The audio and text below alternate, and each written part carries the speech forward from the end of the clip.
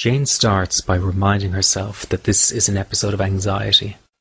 It is not harmful, and she has experienced it many times before.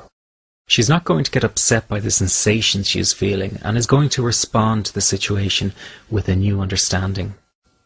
This is nothing more than heightened bodily sensations, she tells herself. I am not in any danger whatsoever. She begins by simply observing the sensations. Her heart is beating fast and her chest is tightening.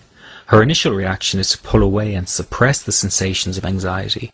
But now she decides that rather than closing down, she's going to let the sensations run through her body and process this fear. She is well aware that this will take courage and may be an uncomfortable exercise, but she knows she must travel through the anxiety to be fully free of it. She starts by observing the ebb and flow of the anxiety as it rises and falls in her body. Then she starts to embrace it with all her heart and mind by welcoming the increased anxiety and the unusual sensations. This act of welcoming changes her position of power. As soon as she changes her attitude towards the sensations, she automatically starts to flow with the experience.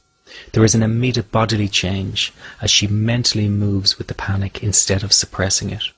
She is allowing the sensations she feels freedom to be there and to move and manifest any which way they wish.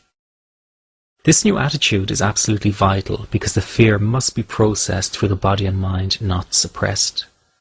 As Jane embraces and welcomes the sensations, her heart beats even louder and she can feel it pounding in her throat and her chest and stomach. It is beating with full force. It is as if a floodgate has been opened and the river is gushing out. Feelings of pent-up emotion and anxiety are now being processed, and she may even feel a sense of heat or a hot flush. This is not a calm or tranquil moment for her. It is one of intense feeling. It is at this juncture of heightened bodily sensations Jane implements the final phase. She makes a direct request to her body and mind for more. She demands more of the panic, more of the sensations, more of the thing that frightens her most. This is the crucial move that is needed to ensure success and fully process the fear she is feeling. By demanding more with all her heart and mind, she removes any last bit of resistance she was creating mentally. The fear is allowed to fully pass through her. The cycle of panic stops because she is no longer feeding the fear with mental resistance. Instead, she's demanding that if something really is going to go wrong, then let it happen right now and stop all the drama of building up to it. The fearful experience is now fully processed through her body and mind without resisting. By not resisting anymore, there is no further rebound anxiety and no cycle of panic.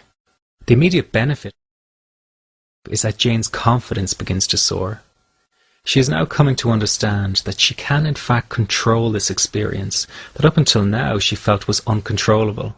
She is participating in the flow of the bodily sensations, and she finally understands the role she can play by allowing the experience to flow through her rather than resisting it. She always had this power to dictate how a panic attack would develop. It is only now that she has the specific psychological tools to do so. As the anxiety decreases, she is naturally feeling quite jittery and on edge, but she is also feeling jubilant because she knows that if the rush of anxiety were to return at any time, she can trust her body to move through it once more. She can do this as many times as necessary until she reaches a point where the anxious bodily sensations become totally inconsequential. She may get them again, but her new trust will no longer turn the sensations into a panic attack.